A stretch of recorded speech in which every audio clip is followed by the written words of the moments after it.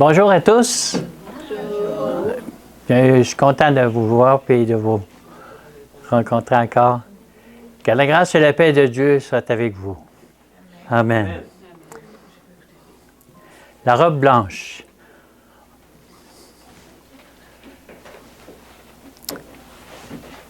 Et lui dit, « Mon ami, comment es-tu entré ici sans avoir un habit de noces? » Cet homme eut la bouche fermée. Lorsqu'on voit dans Matthieu 22, on peut voir l'histoire au complet de Matthieu 22. Puis on voit que c'est un roi qui invite des amis à un festin, à une noce. Est-ce que vous êtes déjà arrivé d'avoir eu une invitation à une noce, à un mariage? Sûrement. Ou même vous-même, avoir invité des gens à votre propre noce de mariage. Tu sais, ça vous a sûrement déjà arrivé. Sinon, mais là, cette fois-ci, c'est l'appel que Dieu nous apporte et il veut qu'on puisse avoir un habit de noces. Mais là, ici, il en voit un qui ne l'a pas. Puis il dit, comment est-ce que tu as pu entrer ici sans avoir d'habit de noces? Donc, on voit l'importance de cette robe blanche que Dieu veut que nous puissions recevoir, puis accepter, puis de la posséder, cette robe-là. Il nous dit, je te conseille d'acheter de moi de l'or éprouvé par le feu, afin que tu deviennes riche, des vêtements blancs, afin que tu sois vêtu, et que la honte de la nudité ne paraisse pas, et un collier pour oindre tes yeux, afin que tu vois. Cette parole-là est adressée à une église. Elle s'appelle l'église de Laodicée. Mais cette parole-là est adressée aussi à chacun de nous aujourd'hui. Et il dit, je te le conseille. Pourquoi il nous conseille ça? C'est-tu parce qu'on a oublié de quoi?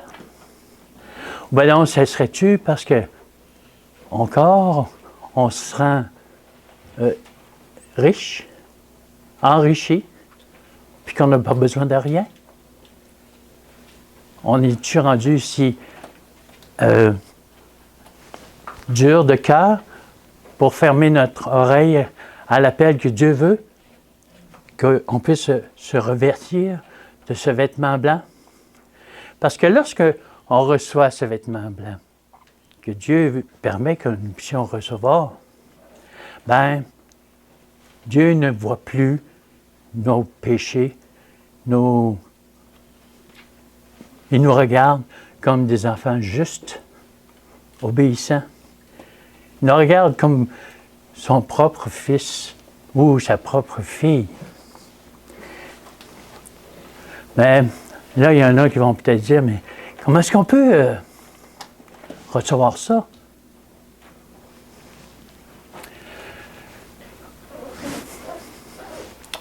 Mais ce que j'ai contre toi, c'est que tu as abandonné ton premier amour.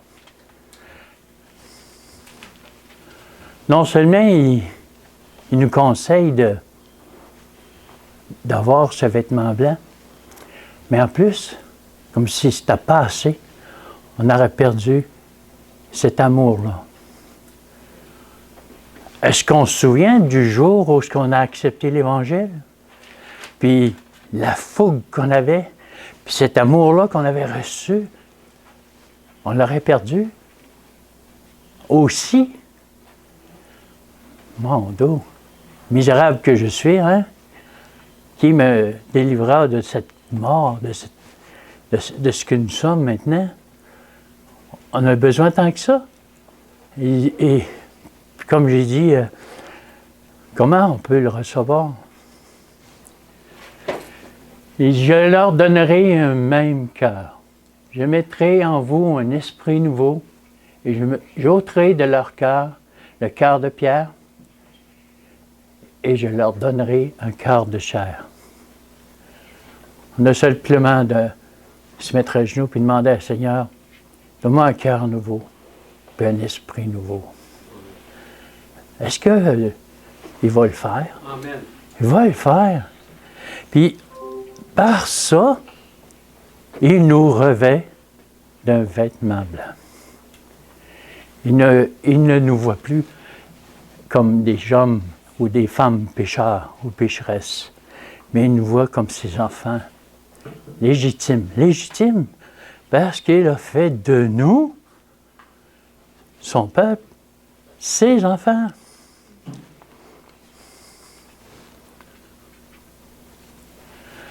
Alors, comme de bons dispensateurs des diverses grâces, que chacun de vous mette au service des autres le don qu'il a reçu. Et c'est merveilleux de savoir que maintenant, Dieu veut qu'on puisse proclamer ce que Dieu fait pour nous. Puis dire, ben, s'il l'a fait pour moi, puis il l'a fait pour nous, ben, il veut aussi que ce monde puisse le recevoir puis l'entendre. On est les dispensateurs des diverses grâces.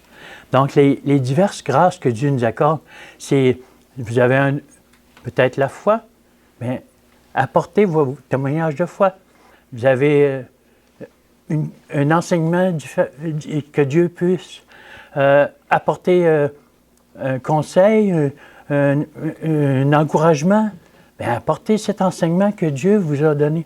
Chacun de nous a un don différent, puis est utile à l'Église, parce que sans mes pieds, je ne pourrais pas avancer, ou sans mes mains, je ne pourrais pas prendre quelque chose. Sans mes oreilles, je ne pourrais pas non plus rien entendre. Fait que chacun de nous a un don que Dieu a permis que nous puissions l'apporter puis le partager.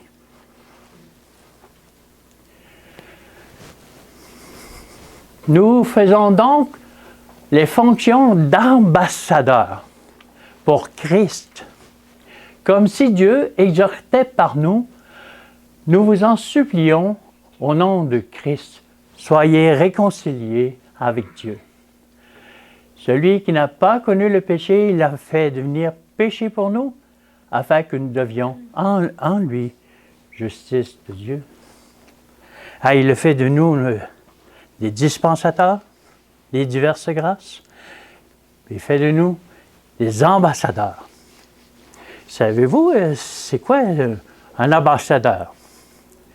Mais quand on regarde dans ce monde, on connaît si on connaît un peu la politique, on sait qu'il y a un président, on voit qu'il y a des députés, puis il y a des ambassadeurs. Bien, les ambassadeurs, on les envoie dans un pays. Puis, cet ambassadeur-là, il représente le pays dont il vient. Donc, il va parler du pays qui vient. Mais nous sommes ambassadeurs. Hey, de quel pays? Est-ce qu'on connaît le pays dans lequel on va bientôt aller? Hey, c'est ce pays où coule le lait et le miel. C'est un pays où les anges proclament la gloire et l'honneur du Fils de Dieu. C'est un pays où Dieu, notre Père, a un trône. Hey, comment ça, je sais tout ça? Bien, les Écritures nous enseignent ça. Puis on peut les voir. Puis ça, c'est vrai. On est les dispensateurs, puis on est les ambassadeurs. Donc, on doit représenter le pays qui nous appartient. Parce qu'on n'attend rien que ça, que Jésus revient. Donc, en tant que dispensateur, puis d'ambassadeur, nous avons cette fonction-là de dire le message que Dieu nous a donné. Que Dieu, il veut qu'on puisse transmettre à ce monde. Et il dit, si vous demeurez en moi et que mes paroles demeurent en vous, demandez ce que vous voudrez et cela vous sera accordé. Donc, les paroles qu'on peut lire, qu'on peut voir, qu'on peut entendre dans les Écritures, bien, ces paroles-là, c'est la parole de Dieu. Si elles demeurent en vous, demandez ce que vous voudrez. Qu'est-ce que serait votre première demande? Pour moi, je crois que ce serait que Dieu puisse me pardonner puis nous rendre justes. Ce serait aussi de recevoir l'Esprit, mais aussi qu'on puisse faire sa volonté, puis marcher dans ses voies comme Christ a pu marcher. Amen. Quand on regarde à la vie de Christ, puis qu'on voit comment est-ce qu'il a pu marcher, comment est-ce qu'il se comportait avec un lépreux, un aveugle, une prostituée, et qui d'autre encore qu'on peut nommer ou connaître l'histoire. Mais cette histoire-là, c'est une vérité. Puis cette vérité-là, si elle demeure en vous, vous pouvez demander ce que vous voulez au Seigneur. Je ne pense pas que je vais demander 1 million, moi, là. Même si ça serait valable, c'est pas ça. C'est pas utile. Ça ne serait pas utile pour moi. Premièrement, je suis certain de ça. Qu'est-ce que je ferais avec ça? Hein? Fait, il y a quelque chose dans votre esprit et dans votre cœur que vous connaissez vous-même puis que vous avez vraiment besoin. Puis que Seigneur vous l'accordera. On ne peut pas douter de ce que Dieu, notre Père, et son Fils Jésus-Christ peut nous apporter si on se remet entre ses mains. En lui, nous avons la rédemption par son sang, la rémission des péchés selon la richesse de sa grâce. Dieu, notre Père, nous a fait grâce, puis a permis que Christ puisse venir ici-bas, afin que nous puissions avoir la rédemption, le salut, la rédemption, la rémission de nos péchés. En recevant ça, là, on ne reçoit rien de moins que la robe blanche que Dieu veut que nous puissions posséder. Est-ce qu'on va encore dire « Je suis riche, je suis enrichi, et que j'ai besoin de rien » ? Si on dit encore ça, on a besoin de se repentir, puis on a besoin de repentance, de rédemption, puis de rémission. Il faut arrêter de dire « Oh oui, je sais ». Mais quand tu dis « je sais », c'est parce que tu n'as pas encore appris comment il faut connaître. Puis qu'il faut briser cette tendance-là de dire « Oh, je peux. Sans lui, je ne peux rien faire. Mais par lui, je puis tout par celui qui me fortifie. » On dirait 2 textes complètement différents. Mais ils s'accordent, les deux. L'un va supporter l'autre. Oups. Il nous a engendrés selon sa volonté par la parole de vérité, afin que nous soyons en quelque sorte les prémices de ces créatures. Hey! On sait que Jésus a été engendré, que Dieu a fait en sorte que Christ est sorti du Père, puis que Christ a été engendré. Mais ici, il parle de nous. Il nous a engendrés. Christ en nous, l'espérance de la gloire. Christ, par son esprit, habite en nous. On ne peut pas faire autrement que dire Amen à ça. Amen. Puis rendre gloire à Dieu de ça. Parce qu'avant, tout ce qui tramait devant nous n'était rien que moins que la mort. Ah oui, pas seulement une mort physique, mais une mort spirituelle, puis peut-être même éternelle. C'est grave de dire ça, mais c'est vrai pareil.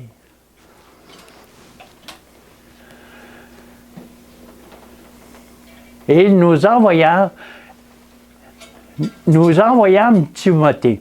Les disciples envoyâmes Timothée, notre frère, ministre de Dieu dans l'Église de Christ, pour vous affermir et vous exhorter au sujet de votre foi, afin que personne ne fût ébranlé au milieu des tribulations présentes, car vous savez vous-même que nous sommes destinés à cela.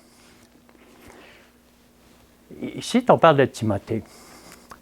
Mais j'aimerais bien ça, qu'on puisse dire, on envoie Sébastien, on envoie Julie, on envoie Pascal, on envoie mettez votre nom là. Notre frère ou notre sœur, vous êtes ministre de Dieu dans l'Évangile de Christ pour affermir et exhorter au sujet de votre foi. Bien, votre foi, c'est celle que vous avez reçue parce que vous l'avez demandé. Et si Jacques dit, si vous manquez de foi, demandez-la, vous allez la recevoir. Si vous l'avez demandé, pensez-vous que je ne l'ai pas reçu encore? Non, vous l'avez reçu. Là, pourquoi attendre? Vous l'avez reçu. Parce que vous ne serez pas ébranlés lorsque les tribulations viendront. Et ça veut dire quoi? Que oui, comme on a vu tantôt, dans ce qu'on a entendu, bien, il va y avoir des tribulations, c'est vrai. Et l'Esprit prophétie nous avertit de ces tribulations-là. Le temps de détresse, le criblage. Bien, si on n'est pas averti à ça, puis on ne prend pas conscience de ça, puis qu'on ferme nos yeux à ça, pensez pas qu'elles ne viendront pas. Elles vont venir pareil. Voici en effet ce que nous vous déclarons d'après la parole du Seigneur. Nous, les vivants, restés pour l'avènement du Seigneur, nous ne devancerons pas ceux qui sont morts, car le Seigneur lui-même a un signal donné, à la voix d'un archange, au son de la trompette de Dieu, descendra du ciel, et les morts en Christ ressusciteront premièrement. Ensuite, nous les vivants qui sont restés, nous serons tous ensemble élevés avec eux sur des nuées, à la rencontre du Seigneur dans les airs. Ainsi, nous serons pour toujours avec le Seigneur. Consolez-vous donc les uns avec les autres par ces paroles. C'est vrai, ça se peut que je puisse être appelé à mourir aussi. À cause de la foi, à cause de ce que, lorsque les événements de détresse, de persécution vont arriver, je ne sais pas, mais que je vive ou que je meure, voici, il ne veut pas qu'on soit ignorant de ce que les morts vont ressusciter premièrement, puis que nous, les vivants, si on est vivants, on va être transformés en même temps, puis on va monter au ciel. Hey, c'est la demeure dans laquelle Dieu veut. Puis, quand ces choses vont arriver, c'est parce que aussi, on va avoir eu le privilège d'avoir la robe blanche. Cette robe blanche va faire en sorte qu'on puisse monter au ciel. Sans cette robe blanche, je ne pense pas que ça soit possible. Parce que vous êtes nus devant lui.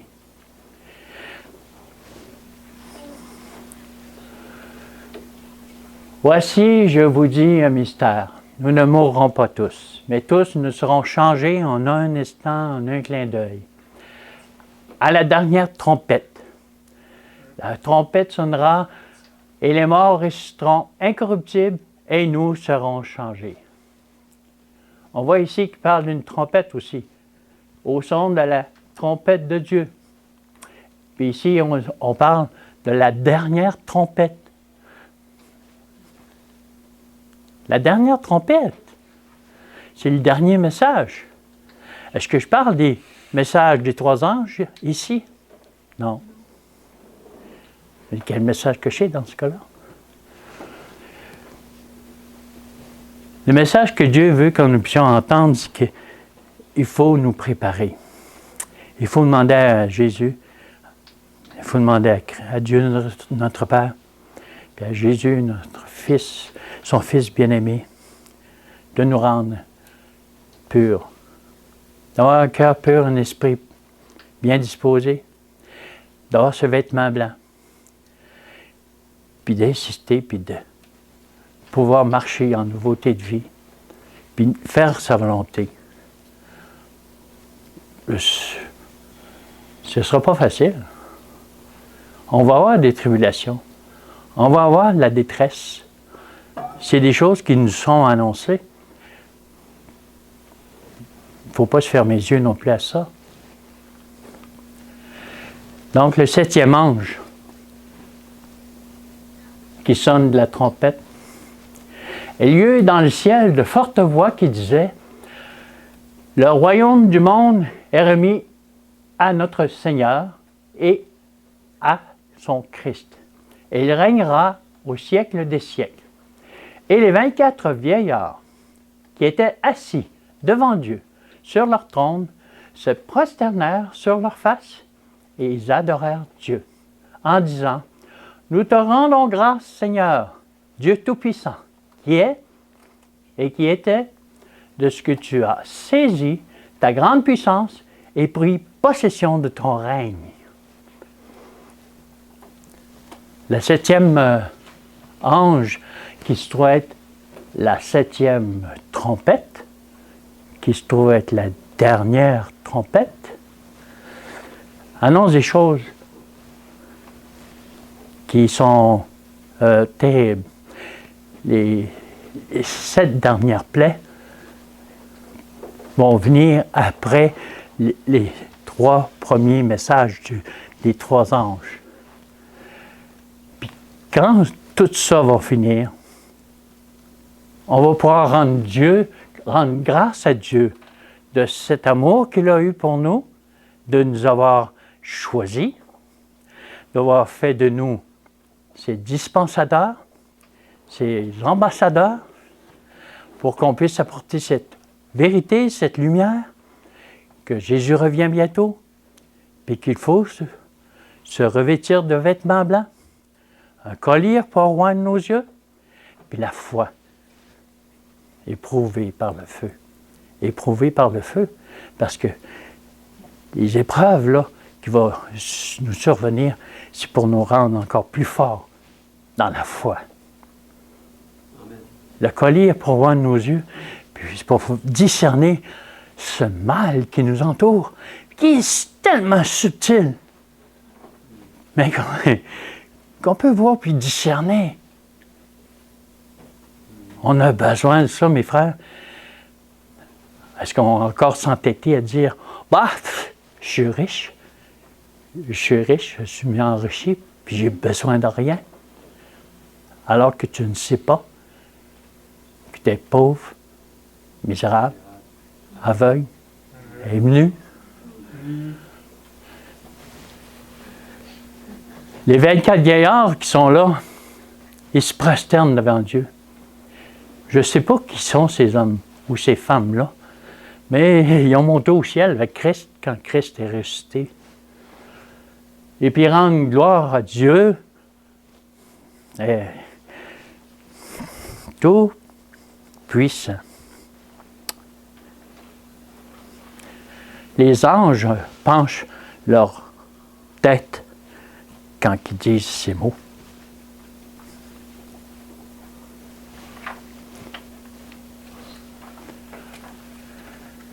Les nations se sont irritées et ta gloire est venue. Le temps et ta colère est venue.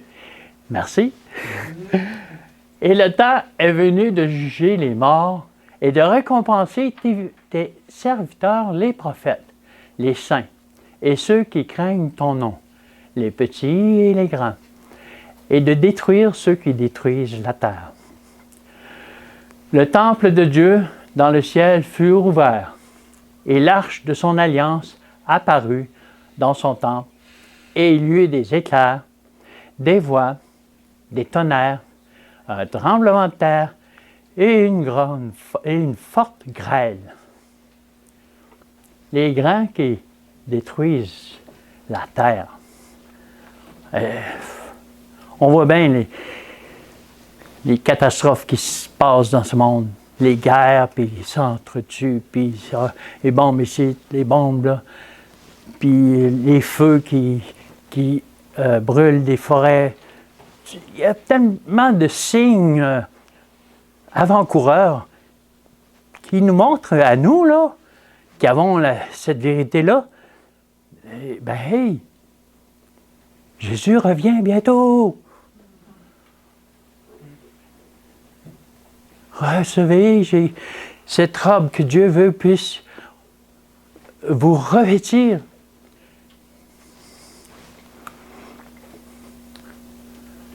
Parce que quand les 7 dernières plaies vont se déverser, il va y avoir des affaires qui vont se passer vite, comme un éclair.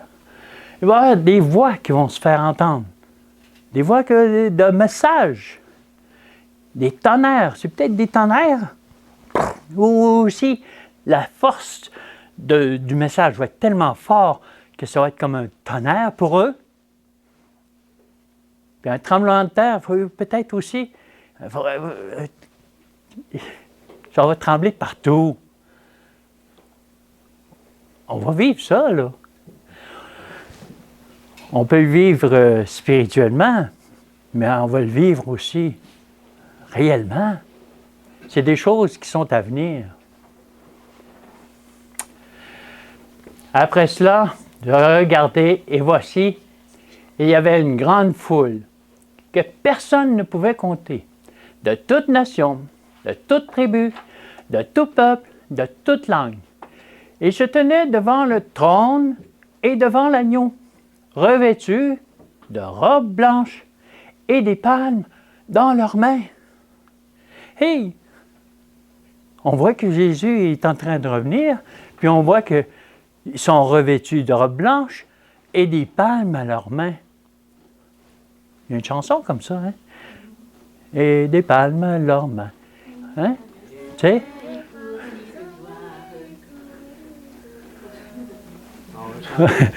ben c'est une belle chanson, ça. Ben c'est pour bientôt. On va peut-être chanter cette chanson-là aussi.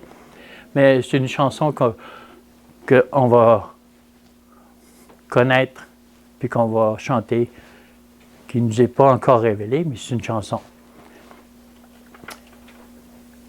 Une grande foule que personne ne pouvait compter, de toute nation, de tout peuple, de toute tribu. Ça veut dire quoi, ça? Ben, que le message a été livré. Que ceux qui ont reçu cette fonction de dispensateur et d'ambassadeur ont apporté, donné et livré le message que Dieu leur a donné. Parce que toute nation, toute tribu, toute langue, ils vont se tenir devant le trône et devant l'agneau. Je peux dire aujourd'hui que nous sommes devant le trône et devant l'agneau. C'est pas quelque chose à venir, c'est maintenant. Hey, c'est vrai ce que je suis en train de dire là? Oui, c'est vrai ce que je suis en train de dire là. Nous sommes devant le trône de Dieu, puis devant l'agneau.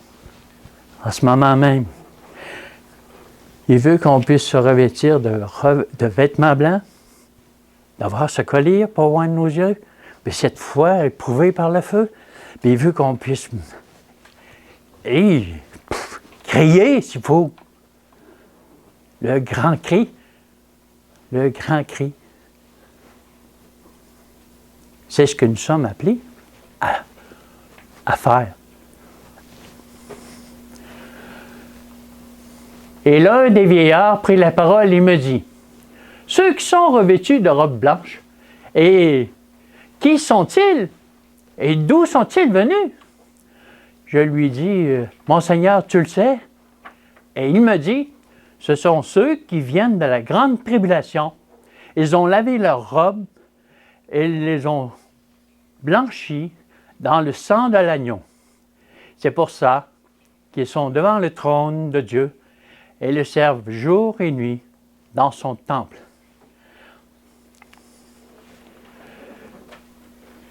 Ces vieillards-là, ils sont dans le ciel en ce moment, puis ils demandent, « Hey, c'est qui ça, ce monde-là? » Ils parlent de qui, les vieillards? Hey, ils parlent de nous.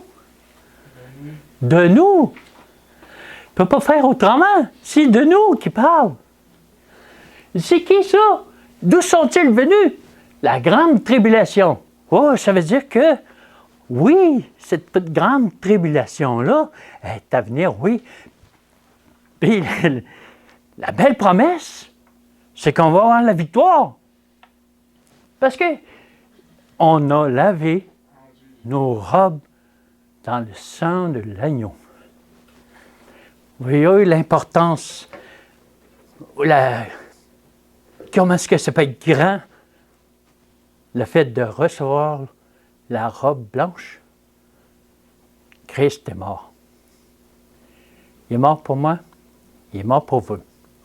Il est ressuscité. Gloire soit rendue à Dieu notre Père. Amen. Hey, c'est merveilleux de savoir ça, que Dieu vous a choisi, puis il veut que vous portiez toute cette vérité-là, puis c'est que c'est par le sang de l'agneau que vous l'obtenez, par le pardon, par la rémission des péchés, puis la rédemption de Christ. Tous ces versets-là s'unissent l'un à l'autre pour vous dire « Je t'aime » d'un amour éternel. Hey, Dieu nous aime tellement. Celui qui est assis sur le trône dressera sa tente sur eux. Ils n'auront plus faim, ils n'auront plus soif. Le soleil ne les frappera point, ni aucune chaleur, car l'agneau qui est au milieu du trône les paîtra et les conduira aux sources des eaux de la vie, et Dieu essuiera toute larme de leurs yeux. C'est vrai que c'est peut-être des choses à venir, mais les sources d'eau de la vie Est-ce qu'on les reçoit? Est-ce qu'on a déjà bu à cette source-là de vie? Ben, à chaque fois que vous lisez les Écritures, chaque fois que vous prenez un verset que vous mettez dans votre cœur, puis vous avez confiance à ce verset-là, puis ouais, lui, ce verset-là, je l'aime bien, parce que, tiens, car Dieu a tant aimé le monde qu'il a donné son Fils unique, afin que quiconque croit en lui ne périsse point, mais qu'il ait la vie éternelle. Hey! Ben, j'en ai-tu d'autres de même? En avez-vous aussi? Ben, ces versets-là sont vrais. Si je vis, ce n'est plus moi qui vis. C'est Christ qui vit en moi. Si je vis maintenant dans la chair, je vis au Fils de Dieu qui m'a aimé, puis qui s'est livré lui-même pour moi. C'est vrai, ça? Amen. Hey, c'est une réalité vivante, mes frères. Vous pouvez vivre chacun des versets que vous connaissez par cœur, puis les vivre. Puis un jour, on n'aura plus à vivre cette chair de péché. Et on va être incorruptible puis immortel. Ça va être fini. Puis il n'y a plus de larmes qui vont couler parce qu'on va avoir perdu peut-être un frère. On va peut-être perdu une sœur. Ou on va peut-être voir même un frère ou une sœur, le voir se faire mettre à mort. Je ne sais pas, là. Je dis ça, mais je ne sais pas, moi. Mais si ça arrive, il va essuyer toute larme. On va pouvoir vivre en harmonie avec Dieu notre Père et Jésus, le Fils de Dieu. C'est pour ça qu'il dit, « Heureux ceux qui lavent leurs robes, afin d'avoir droit à l'arbre de vie et d'entrer par les portes dans la ville. » Jésus revient bientôt. Puis, heureux soyez-vous. Soyez heureux maintenant, là. Soyez heureux parce que vous lavez vos robes dans le sang de Christ, puis que, afin d'avoir droit à l'arbre de vie. Mais cet arbre de vie-là, qui était au commencement, avec Adam et Ève, puis qui aurait pu prendre ce fruit-là, là, que je ne connais pas, puis qui aurait pu avoir la vie éternelle, ben on va pouvoir en manger de ce fruit-là. On va pouvoir entrer dans la nouvelle Jérusalem que Dieu nous a promis, parce qu'on est ses ambassadeurs, on est ses dispensateurs, puis Dieu a fait de nous son peuple, puis il veut qu'on puisse revêtir sa robe et marcher dans ses voies. Amen. C'est là ma prière pour chacun de vous, puis on va faire une prière.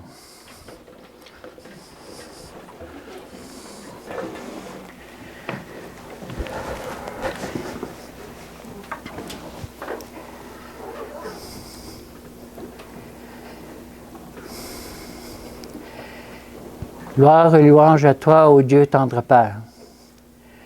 Gloire et louange à Dieu, notre Père, Créateur du ciel et de la terre. Merci pour ta parole. Merci pour ton Fils bien-aimé, Jésus. Gloire à toi, ô Jésus.